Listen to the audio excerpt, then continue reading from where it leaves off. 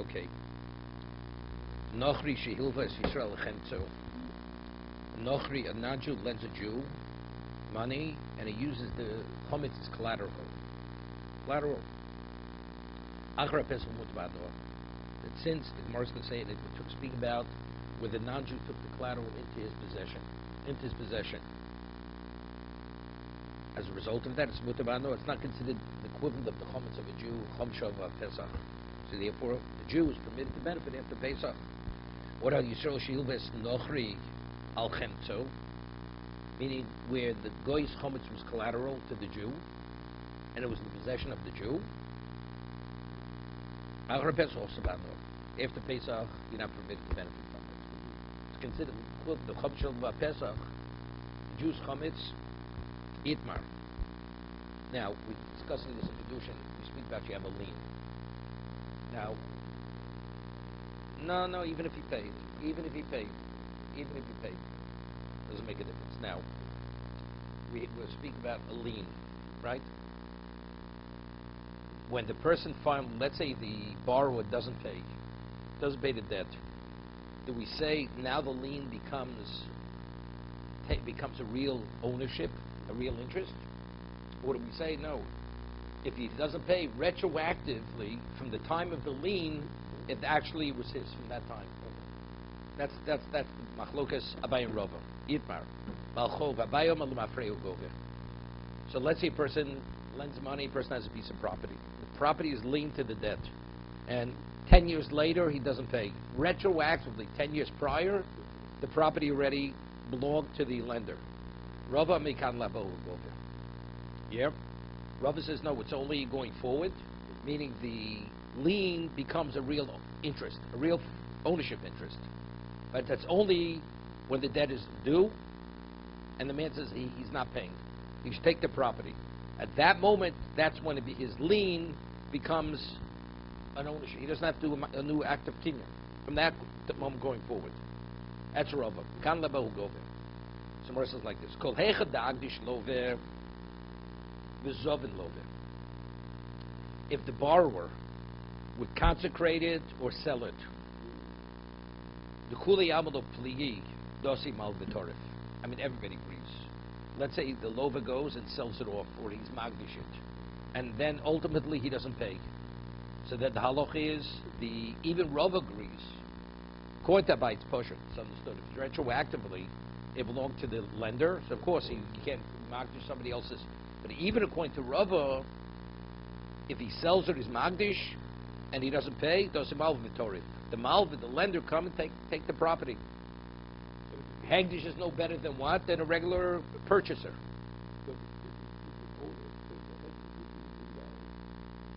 If he did that, that's understood. We're saying the chiddush is even according to Rava.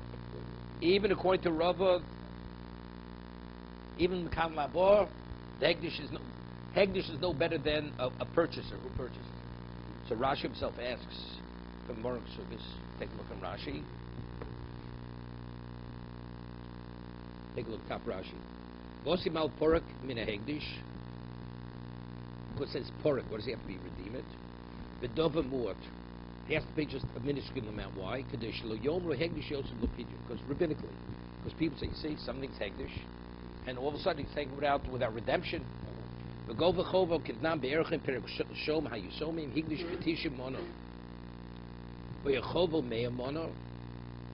of malve al halvoso dinar. He pays a dinar, the malve. What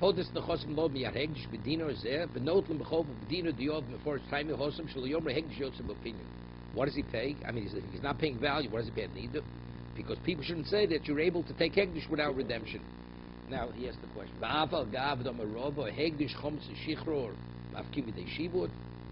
Rabbi says in this Rabbi Shitoso that when you consecrate something or chometz or you free a slave, it actually revokes the shibud. So you see differently over there. Even though you have a shibud, I mean, daf kedush saguf kama. If you consecrate it kedush saguf like a korban, that actually revokes the shibud. What do we say? Right? Kodnobus obehemo lekorban obegchik pirso mes ki yahidi vomes itzlo devilse pirso yeah.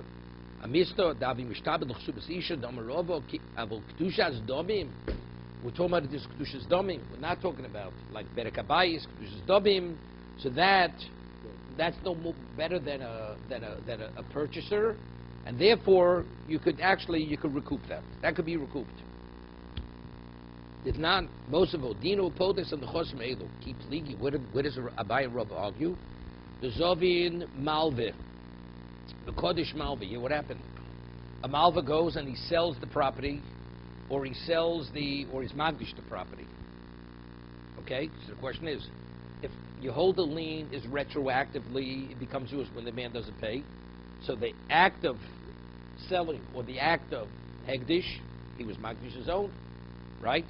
Keep fliegen the zobim malve v'kodesh b'abayim mafrehu gove kevid the modesimnei v'lo pare igloy milsum afreya demikor b'shusei havakoi, right? So if he doesn't pay retroactively, it's been revealed that whose possession was it from the very beginning? The malve. As a result of that, v'shap hagdish v'shap izovin. Says hegdish is valid and the sale is valid, correct? Rov Omar mikan labo gove. It's only from the time that it's determined he's not paying. Since if the borrower would have had money, he could have actually taken his property back until that moment. So when does it become his? When it's been determined he's not paying. So that's going forward. It's not going retroactive. So the act that he did earlier, it wasn't his to be magdish, and it wasn't his to what? To sell. So it's nothing. That's the halachic difference. That's the machlokas of Ayin Rava. Did Rava say this? Well, Rabbi Bar Chama. This case is a little complicated. From Rabbi Bar Chama, Ruvain Shemocha Soda. Now, this has the what we're discussing. If a person sells a field, okay, you sell a field. Let's say a field has a lien on it, and there's a possibility that the creditor of the owner of the field may collect the field. Now the seller, the owner, wants to sell the field. The owner wants to sell the field. So what happens? The buyer is not going to buy it unless he has a guarantee. No. He wants a guarantee that if it's going to be taken away from him, he wants to be reimbursed for the money that he paid. So that's called achrayus.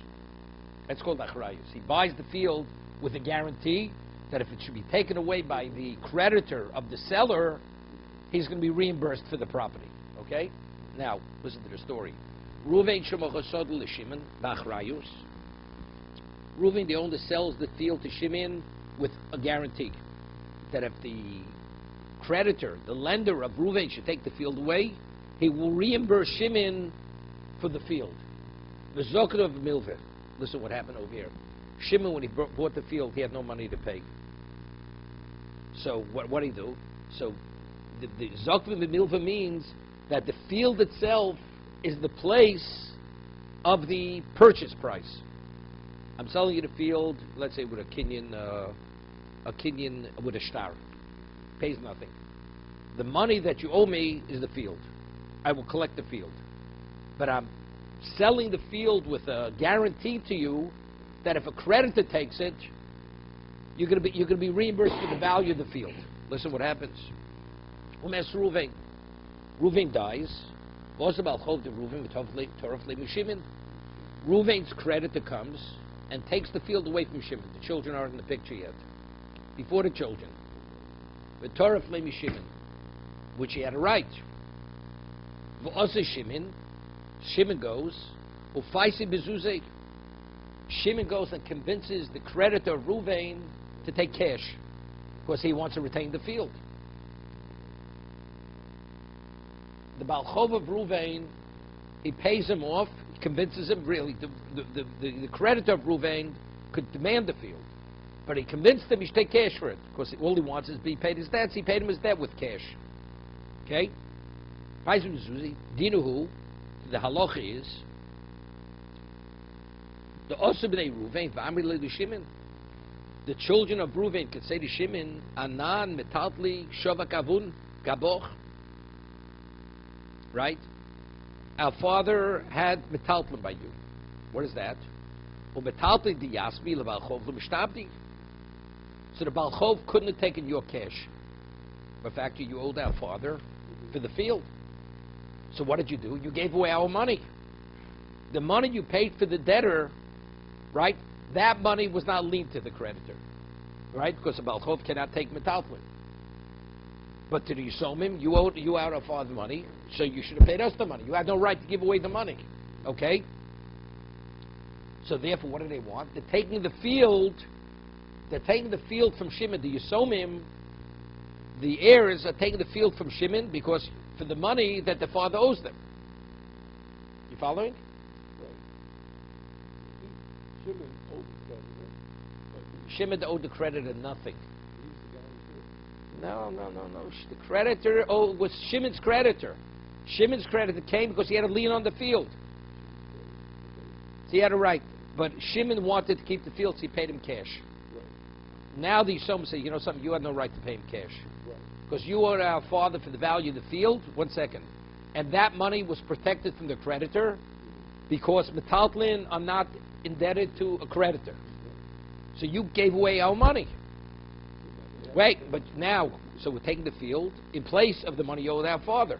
Wait, but the money, the moment they take the field, the buyer, Shimon, has a guarantee that the father has to pay them. Correct?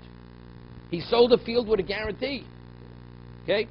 Bama Rava, Shimon, Rava says, you know, but if the Shimon is wise, Magvilu Aro, he let him give the field back to the Yisomim, and then he collected again from the Yisomim. Why? Because the father gave a guarantee to Shimon, right? And and the father's not here. The Yisomim take it back. Now he has a lien on the field because when he purchased the field was indebted to what? To the debt that the father owed him if anything should happen to the field. Because now this is part of why do you have a right to collect the field? It's part of the father's estate, right? You owed our father. So now this is part of the father's estate. So now Shimon says, well, your father owes me. Because he gave me a guarantee on the land that what? That the land is my land, right? That he's going to make it good. The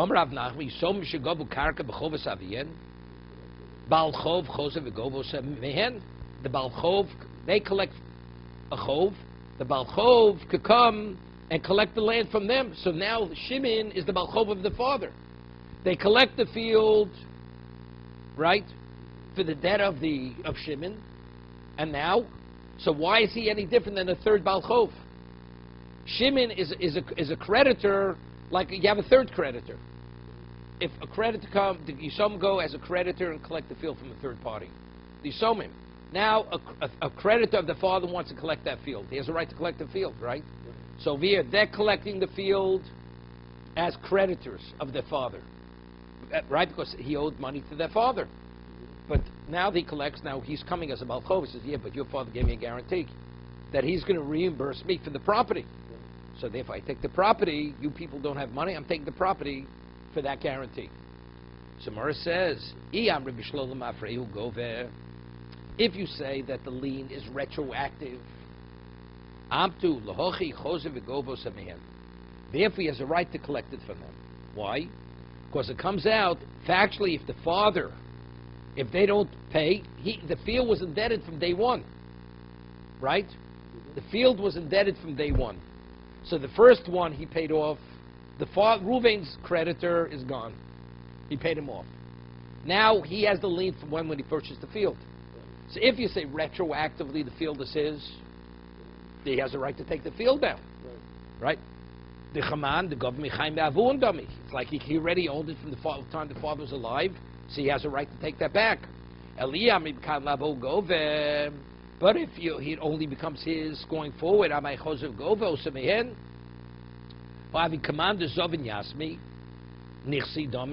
Yisomim go and they what?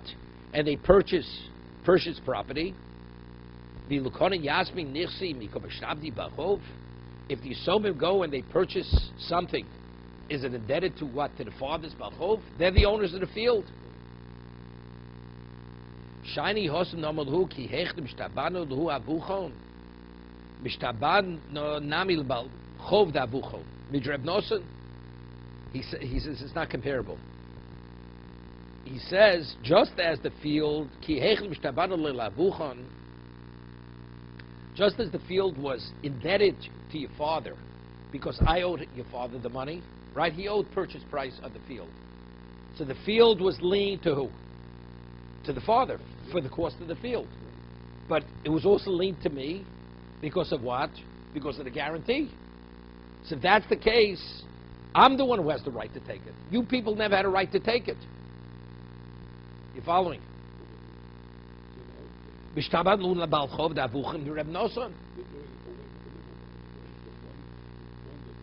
Yeah. Detanya Reb Nosson Omer Menayin L'Noshu Chaver Omonav Chaver B'Chaver Shemotzin Mizev Nos L'Zeh Talmud Nos L'Asher Rosham. Let's give you an example. Ruvain lends money to Shimon.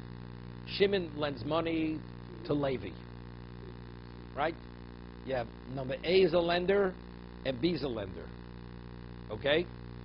Ruvain, Shimon now has no money to pay Ruvain. Ruvain lent $100 to Shimon. Shimon lent $100 to Levi. With no properties. Undocumented loan. Ruvain could go to Levi and say, you pay me the $100. Because you owe Shimon. Levi cannot say to Ruvain, look, I never borrowed from you. I never met you in my life. Torah says no. Because there's a linkage, Ruvain goes to Levi and collects the debt. So it comes out, it's as if Levi's creditor is Ruvain. Right? That's the concept of Shibura Reb Nosson. So over here, the field itself is what is linked to the father, but the field also is linked to the buyer, to Shimon. So therefore, when Shimon says to the Yisomim, I want the field, he has a right to take the field back. Why does he have a right to pay the field back? Because your father, I'm indebted to your father, but your father's indebted to me. So rather than wasting time, go back and forth, I keep the field. Right? That's what he's saying. I'll tell you my difficulty is. So if that's the case, he really never had to give it to the Yisomim. He says, if he's smart, you know what he do? He'll give it to the Yisomim and take it back. But if it's Shibura Reb Nosson going to Rabbah, he has no reason to give. What does he have to give it back for? He doesn't have to give it back. Right? The concept is what? We skip the middleman. What do I have to give it back to? You're representing your father, correct?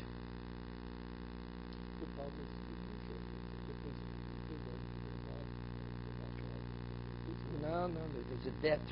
There's a lien. The father has a lien, and Shimon has a lien. The kids are only coming in place of the father. They're only coming in place of the father.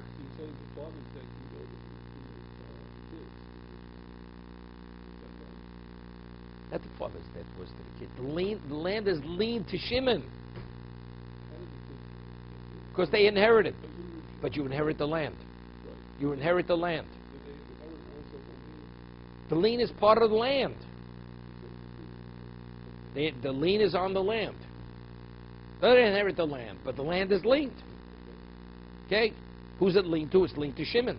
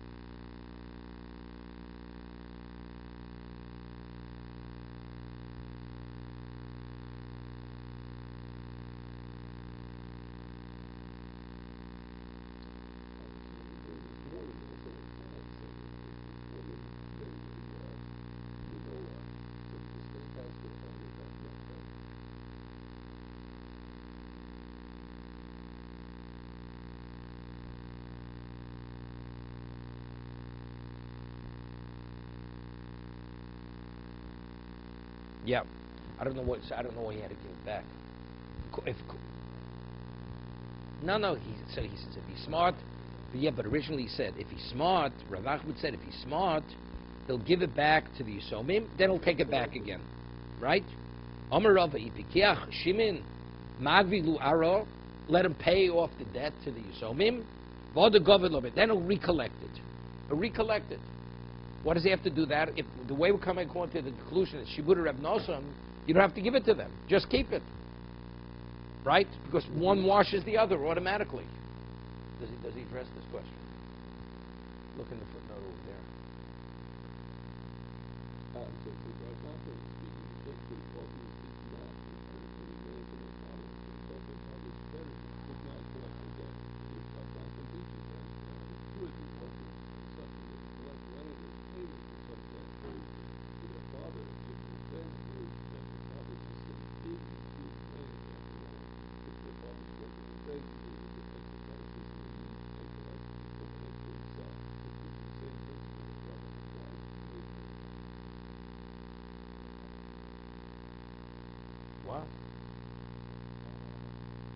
What do you mean father? Father sold it to Shimon. What did father have the land? Shimon's the buyer.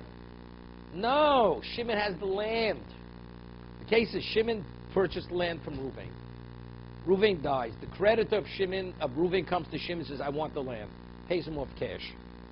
So Shimon still has land. Now the Yisomim comes and says, but you never paid for the land. You owe our father the money. We want the land. So he says, be smart, you know what? But he bought the land with a guarantee. Give it back. Rav says, give the land to the Yisomim, and then, as with a guarantee, you're going to take it back from them.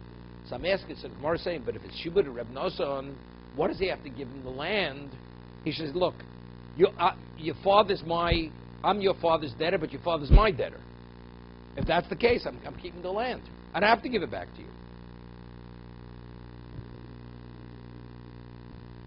The person why? Because if a creditor takes it from you, I'm guaranteed that I can be reimbursed by the seller. Let's say I buy a piece of land has a lien on it. And then afterwards, the creditor of the seller takes the land from me. Well, the seller owes you nothing because he didn't sell it with a guarantee. But if he sells it with a guarantee, that means he's obligating himself. If anything should happen to the land, he's going to reimburse him for the purchase price of the land.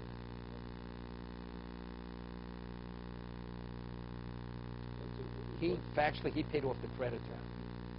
That doesn't make a difference. No. But Shibud Reb Nosson, no. But it's a Shibud Reb. It doesn't make a difference. A Shibud Reb Nosson should be a wash.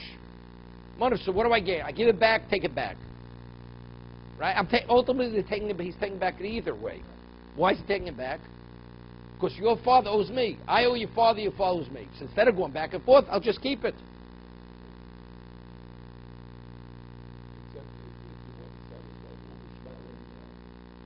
But Rav said, Rav has no data. Rav said, if he's smart, let him give the land to the Yisomim and then take it back.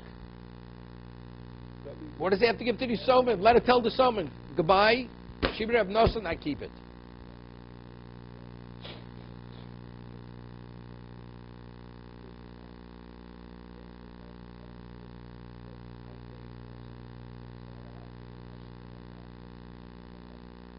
Yeah, but it's again. But it's Shibud Reb Nosson. If your father's meshubed to me, I'm meshubed to your father, your father's meshubed to me. Right? Your father's meshubed to me, I'm meshubed to your father, but your father's meshubed to me. So let's forget about the first Shibud and let's keep it the way it is. Right? There's no reason why do we have to go through the motion? That's no count. But if Rava is the Dayan. Rava knows the story. Yeah, but so why is Rav advising him to do that? Lev Rava said. Of course they knew the story. What do you mean it was sold with a guarantee? They know it was sold with a guarantee. They know it was sold with the guarantee is that's the money that father owes Shimon. The guarantee. I'm guaranteeing that you're going to retain.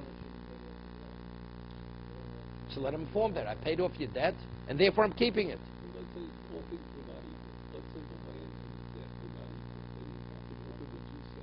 No, we're talking about everything was equal. Okay, we don't have to talk theoretics. Okay, let's go further. And, yeah, what do we have to go back to? If we're ending with Shibud Rav Nosson, which is the whole concept, don't bother yourself.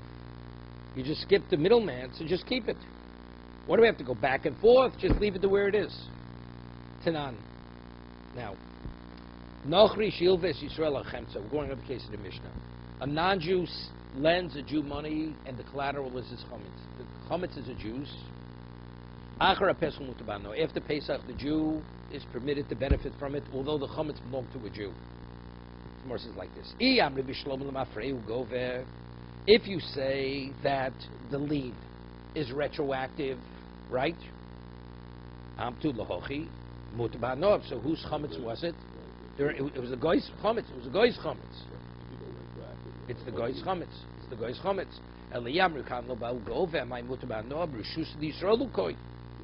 It's in the reshus of the Jew, right? It's speaking where he gave the chametz to the goy, meaning it was in his possession. So even if Rashi says, of course, there's a concept what malva kon and mashko. The malva, he owns the mashko. It's like he owns the collateral. It's like repurchasing the collateral. So whose was it? It was the goy's. This question over here, whether we say lo v'kon and mashkin or not, it's a machlos tanoim.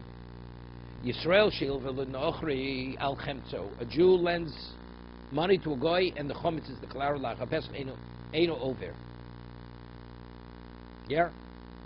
After Pesach, you're not in violation. You're permitted to benefit from it. Yishum Rameir Omer. Excuse me. According to Tanakama, Yisrael shehilva l'nochri al chemtzo al Pesach eino over. Tanakama says we look at it as the chometz of a goy. Chometz of a goy. Omru over. No, that you're in violation. That's considered, although it's the chametz of a goy, because it was the collateral, we see it as yours.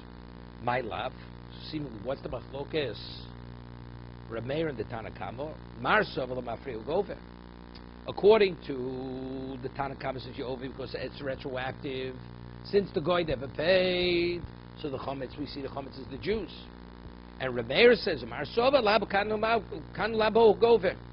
We see the chametz as the goys, right? Mikan labo gover. So that's why you can benefit from it. Right? So the Tanakama says it's mikan labo. Rameir holds lemafreya. Rameir says it's mikan labo. Tanakama holds it's lemafreya. The other Yisrael the goy. If it's mikan labo, therefore you're not over. Rameir says it's lemafreya. Okay? Somewhere says ema seifa avol nochri shilva Yisrael al chemto. It says, but if a goy lends a Jew on the Jew's chametz, lachar pes divra kol over. Right? So that's the question. If it's kan labu gover, so according to Reb Meir, you should not be in violation, right? Right?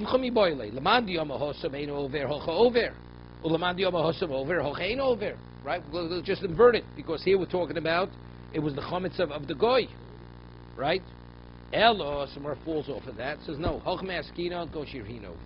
Etzlo, that he took it into his possession. The collateral was taken by the lender into his possession, like a mashko. Right? Where there's some kedushin. How do we know Balchov? He acquires the mashko, and that when it's in his possession, it's the equivalent of his. Shenemar ulchoti et stoka. Right? When you return the collateral to the borrower, it's considered stoka. But if you didn't acquire the collateral, why is it stoka? You're not giving your object. The object belongs to the borrower. Mikan, so Rav Yitzchak says, Mikan le'balchov shekona mashka. Oh, so listen to this. Tanakama sovar hani mili Yisrael mi Yisrael. If a Jew borrows from a Jew, so the Torah says that the lender, when it's in his possession, it's considered his. The karina be l'choti et stoka, avu Yisrael mi nochri. But when a Jew takes a mashkon from a goy, lo koni, he doesn't have that financial interest in it. It's only a Jew from a Jew. Meir sova kal v'chomer. Meir says just the opposite. Definitely, if Yisrael mi Yisrael koni, if a Jew lends a Jew to mashkon, becomes the lenders. Yisrael mi nochri lo koshke. Definitely, right?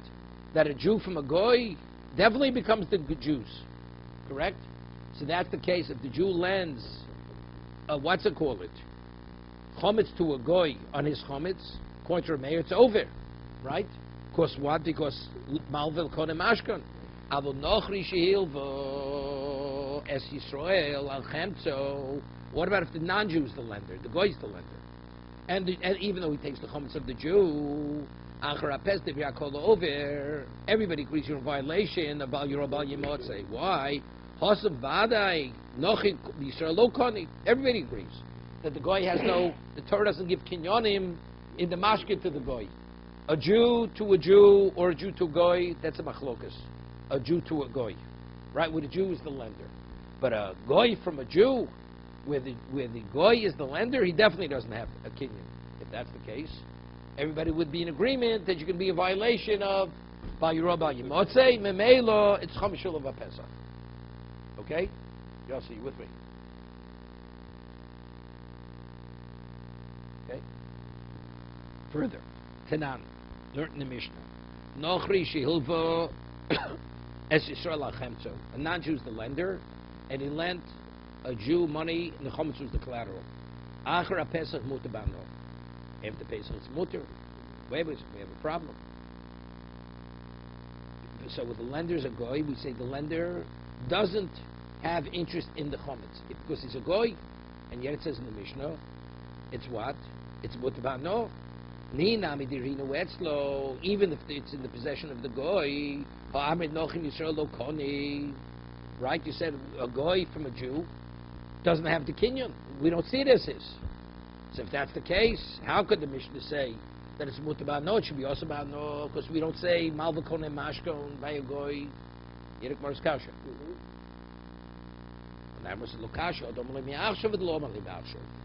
The difference is whether if he says if I don't pay retroactively it's yours, that's what he said to the goy.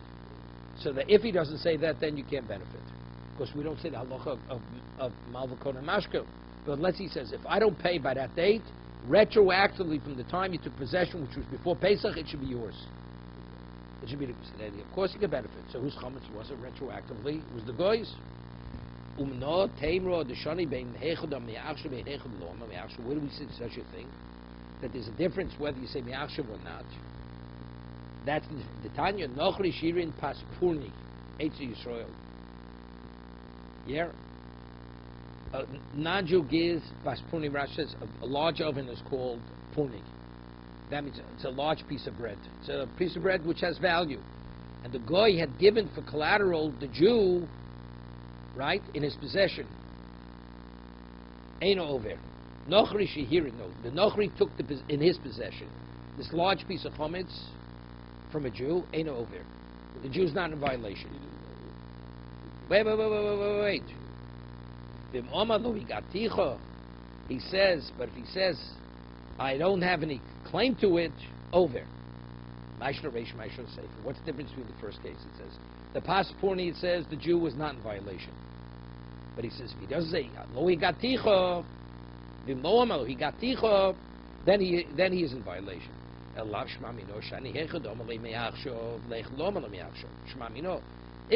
the guy says to the Jew, if you don't pay me, it's mine, retroactively, so then it's permitted. Because whose chometz was it during Pesach? Because the Jew ultimately didn't pay, it was the goy's.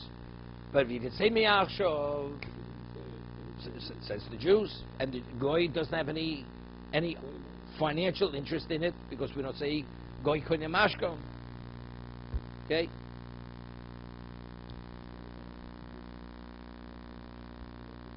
Nochri shehirin paspurni yitzusho. A goy. Wait, 1 second. He says he's not in violation. Ain't over. Well, first, this is going. Wait, we have to say this is going like the Tanakama, right? This is going, not like Rameh. According to Rameh, you'd be in violation because he made a kol scheme. If a Jew to a Jew say malvukon mashka, definitely a Jew to a goy, right? Correct. It's not possible to say ain't over.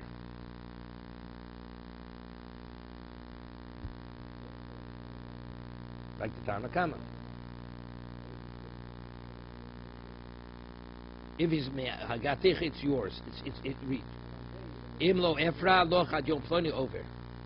Vapi shel gizman. He says, even though it's before, right? Doesn't make a difference. Abi shel gizman. Shemo kishiagia lo yifrav nitzo l'mafrei bal yiro. Even though factually he ended up paying. Rashi says, even factually he ended up paying. Since there was a possibility he may not pay, and it would have been retroactive, that's the reason for him to be in violation of Yom Amos. Take a look at Rashi. Yeah.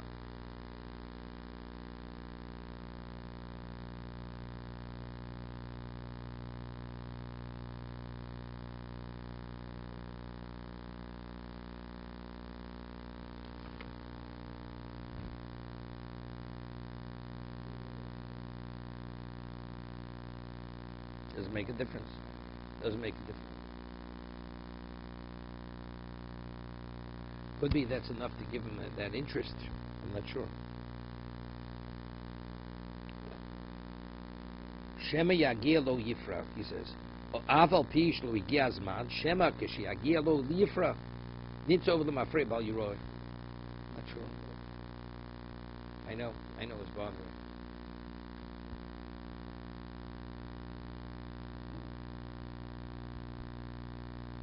Not sure. Okay, just let's finish with this list. Tan Rabban.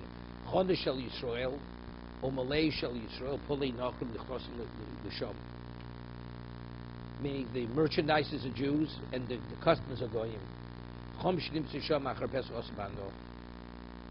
Chom that's found in the stores osbano. Veitzorch loma bachilo. Chodesh shel. Whose chometz was it? Why is the chometz that's found there, if the Pesach, you're not permitted? You're not permitted to benefit from. I'm not sure. It wasn't left there by the Gentile laborers. So why is it also about no? Chodesh shel Yisrael.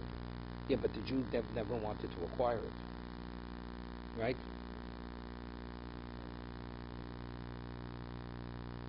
I don't know. Not sure.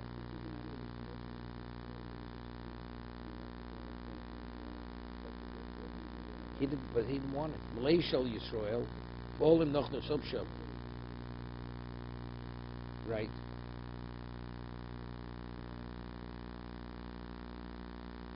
The workers, the laborers.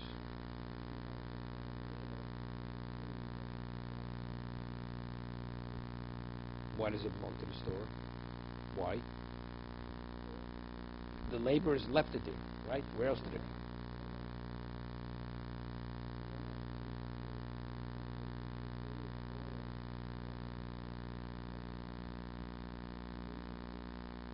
Say if it would be the guys, it shouldn't be a problem. You said it shouldn't be a problem.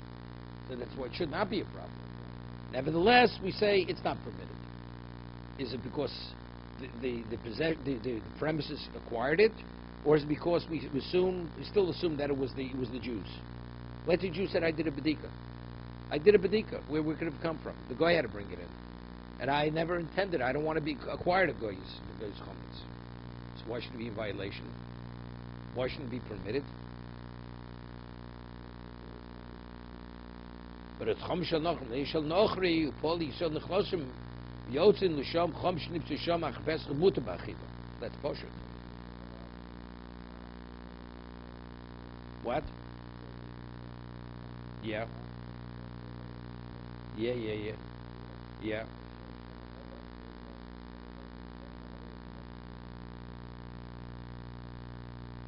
So, but even that would be the case. But still, so why should it be? He did everything. He did what he was supposed to. So why should it be us about no? Veitzor chlom ban no, the same case. What does he say there, Howard? What does the note say?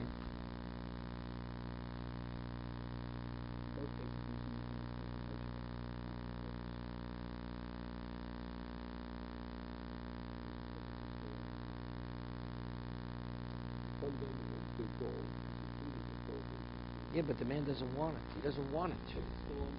So what? A guy comes to your house and leaves a sandwich there. You're going to be in violation of I don't want it. I never wanted him to leave it here.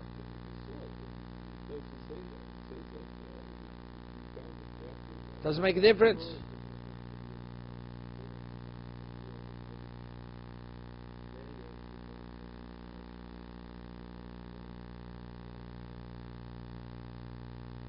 Okay. So then maybe he didn't do a good enough bedika. We're attributing him.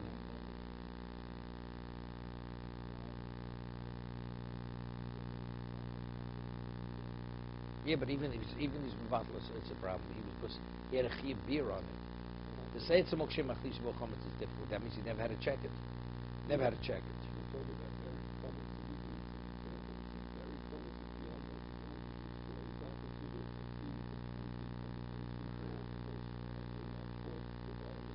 No. So why aren't you permitted to benefit from it? It says in the Mishnah, not permitted to benefit from it. This deceptor, which we're quoting. Yeah, but still, with Rabbanon, you still have to get rid of it. You still have to get rid of it. It's Rabbanon. Okay, good. But still, with Rabbanon. But if you tell me it's a mokshe machnus bo chometz, he never had to check it out. He's mevatel and never had to check out that location. After Pesach. We're talking after Pesach. After Pesach.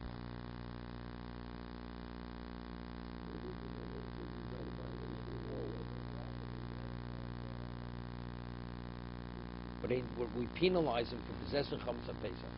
Here, if it was mokshe machnus bo chometz, I didn't even have to go to that location. I was mevatel on my chometz, but that location I had to have to check. So why are we penalizing the man? The man did nothing wrong. I didn't possess it, and then I had no obligation to check it.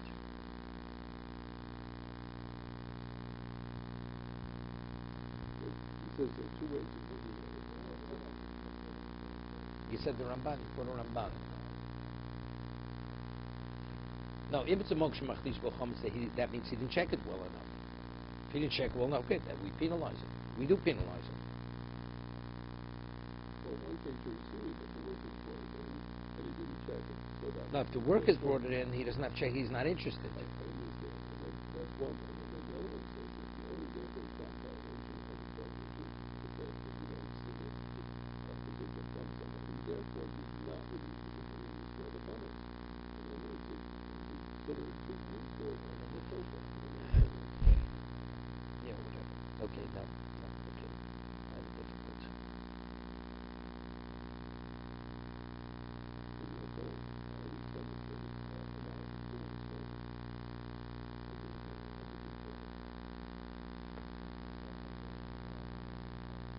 Rashi says if it's a Jewish store, right? Also, we don't attribute it was the goy's chametz. It was in the merchandise. He didn't check the merchandise. That's the reason. He should have checked out the merchandise. He didn't check the merchandise. But if it was it was a goy store and it was among their merchandise, I don't attribute it the Jew left it there. I attributed it was the goy's. It was among the merchandise. No. Chon shel Yisrael, Maloi shel Nochri. And the Polam Yisrael, right? We say the chometz is the goy's, it wasn't the Jews' chometz, and therefore you have to pay something. You permit it.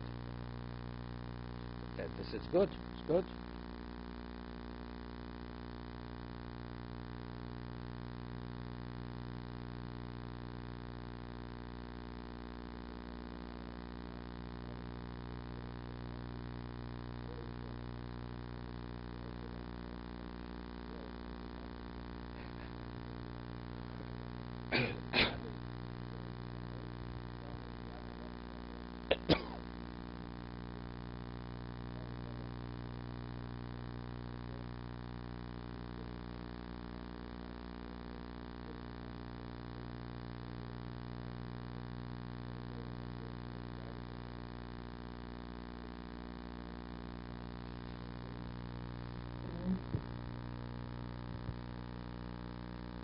Okay.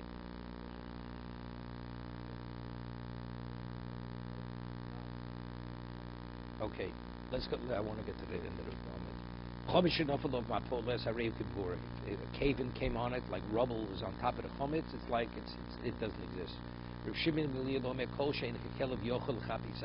only if it's 3 or more tefachim of chometz, a dog can't dig it out.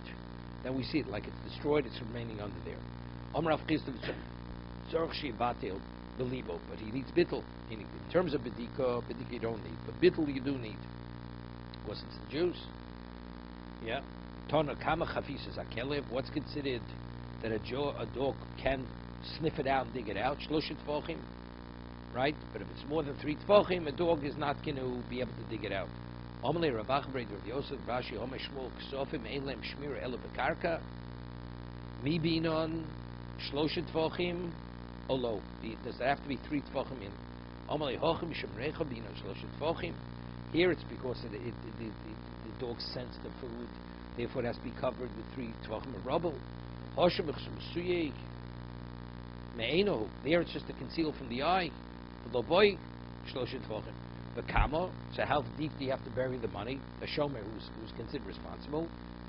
Amrafram, but proper bisichra tefach. It has to be buried at tefach in the ground. Food has to be 3 tefachim in the ground. Right? Okay?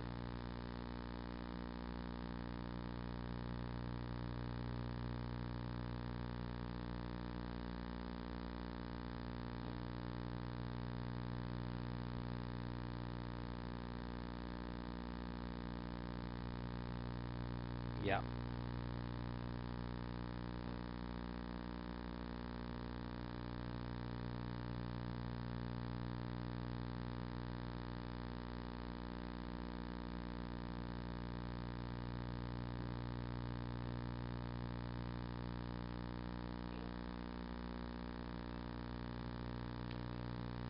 Ha'ochel trumas chometz pesach. So you ate something which has no monetary value, correct? Trumas chometz on Pesach, b'shogeg. So b'shogeg, there's a chiv. You have to restore the object. B'shalom keren v'chomesh. You have to pay a keren, the value, but it's not cash. It's the actual item itself in a fifth. The mezid, but it would be delivered. Potter, because there's no chiv tashlumi truma. Potter b'tashlumi b'meitzim, nothing, because you're not allowed to benefit from it. So therefore you owe nothing. Okay, tenan hosam. Ochel trum b'shogim shalom keren v'chomesh. One week's truma inadvertently, you pay keren and a fifth. Ach echor ochel v'echra shosa, whether you ate, whether you drank truma. V'echra asoch esai trum. Ach asoch, you anointed yourself with it. Echor truma tamei, echor truma ta'iro. B'shalom v'chomesh, pay fifth. B'shalom v'chomesh u'chumsha d'chumsha. Yeah. Nasin truma. Right? Let's say you went and you benefited from the, what's it called? From what you replaced. You have to pay a chumsha, the chumsha. You have to pay again.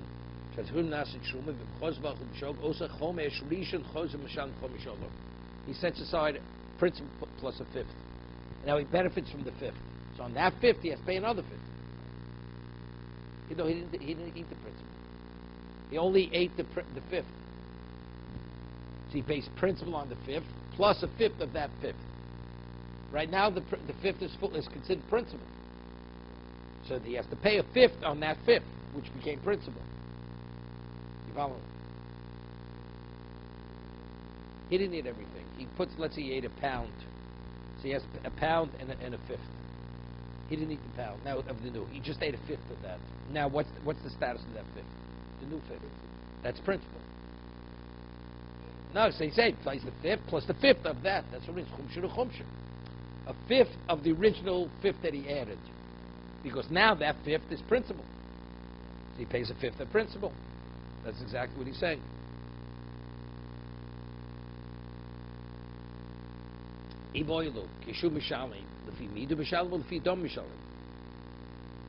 Does he pay according to the volume, or does he pay value?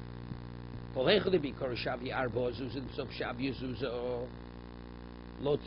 originally it was worth 4, and now it's worth $1. Right? He pays. It's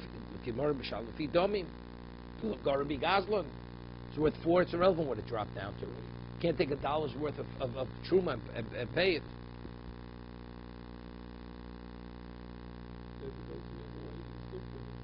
So it comes out now you can have greater volume. Now the amount that you can replace it with is going to be 4 times the volume that you actually ate, right? He ate it originally, a pound cost $4 a pound of flour. And now it dropped to $1, but he has to pay 4. So that means he has to take food 4 times the volume of what he originally had. Because it's value. He says no better than a gazlon, ditnan. Kala gazlon mishal mishas agzelo. Either it's not really comparable. When you steal something, your obligation is to pay value. Here, your obligation is not to pay value. It usually means replacement. Yeah, but here he ended up paying 4. So now, but he can't pay cash. He's not paying cash. He's paying food. Tashlumi truma, you can only pay with food. You can't pay with cash. You have to take a species that could be truma, and you set that in the place of the original truma, and it becomes truma, although it was chulim. Right? That's tashlumi truma. Inadvertently. That's what I'm saying, because it's a whole different concept. There I cause you a financial loss. How much financially did I make you lose? $4. It's irrelevant to me. Well, I can give you back the pound of flour. No, the moment you destroyed my object, you owe me $4. It's irrelevant what you could buy that object today for $1. The debt was $4. But over here, it's look, what did I eat? I ate a loaf of truma that weighed a pound. Now I'm paying 4 times in volume what I ate. Kiti boiloch mikor shav yezuzl b'sof shav yarbo. Yeah, originally it was worth $1. Now went up to 4. My lefi mido mishalim. Does he pay lefi mido? Domle giruya ocha giruya mishalim. He ate, let's say, a measure, and you pay back. Odil lefi do mishalim. Bezuza ochal, bezuza mishalim. We'll leave this for tomorrow.